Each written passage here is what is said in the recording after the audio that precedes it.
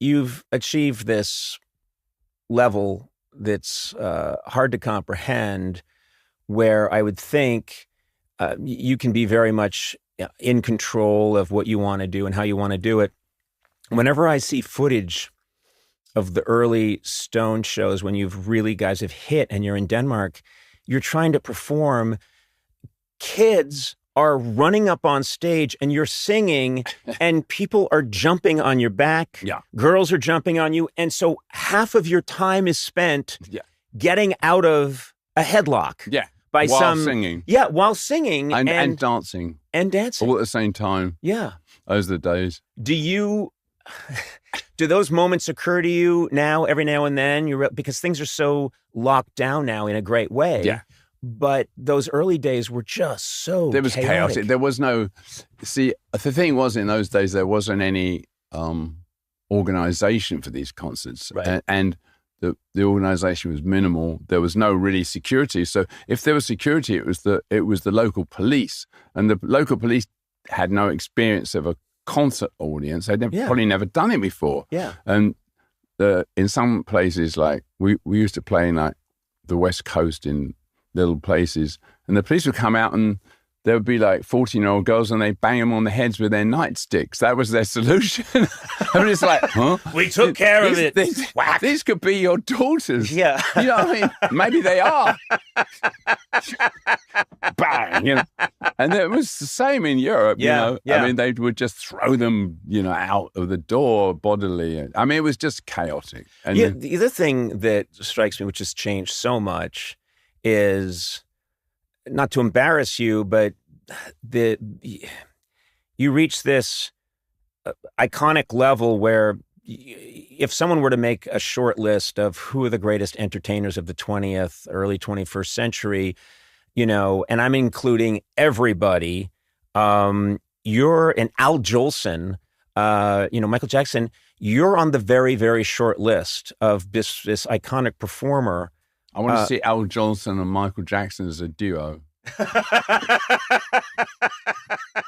Al Jolson, like, on, deliver my shiver, and then moonwalks right past him. Exactly. That's a good one. But, you know, you're in this position, and the press, I don't think people today understand how hostile the media was towards all pop groups. Yeah. But then specifically, they just decided, and it was kind of a press creation. Yeah. The Rolling Stone, they're bad. They're punks before punks. They were bad. Rolling Stones, bad, dirty. Rolling Stones,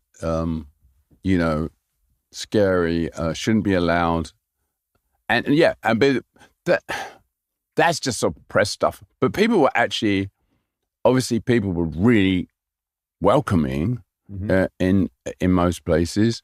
But there was a group that were really not welcoming. Yeah. But maybe they didn't even know who you were. But they would just shout names at you. They didn't know who you were. They would just shout names. So it was very polarized. Yeah. In a kind of modern way. But just the look of you, which when you look at the pictures, is pretty normal. Really. It's tame now. Very tame. But in those days it wasn't. So it's hard. That's why it's so hard to imagine, because we look pretty normal, but not for those people that, especially in the US, when we first went there, like say 64, in the outside of New York and LA, we were like freaks for them. Yeah. It was also, I was always careful in my comedy career. A new band would come up or a new performer who looked strange, and my writers would say, let's make fun of that person. I would say, I do not want to be, because this footage doesn't age well. No. If this person goes on to be iconic. Yeah.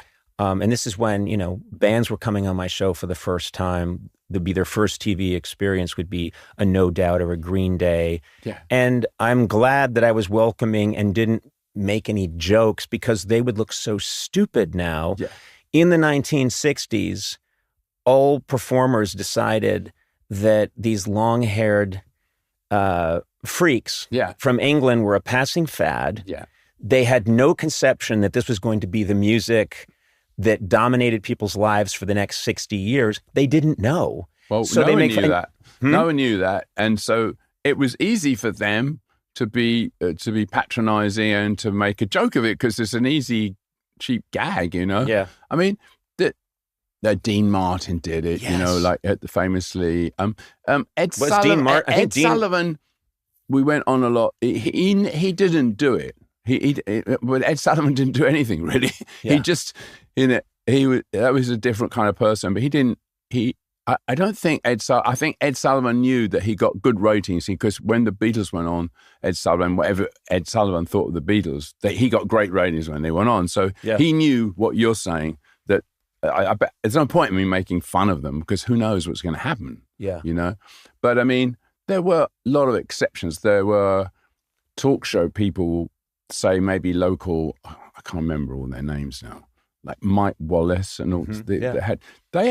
They were willing to have serious conversations with you. Yeah. They respected you a bit more. There were others that did not. And you didn't do their shows. So I don't think people today understand, not that they should, but the environment that you guys were in 64, 65, 66, actually all through most of the 60s. Yeah. It was a hostile environment, particularly in America. I'm not only America. I mean, I'm not blaming America for being the only. There were hostile in England. There was a lot of hostility, but America was not really ready for this stuff. Really, they weren't.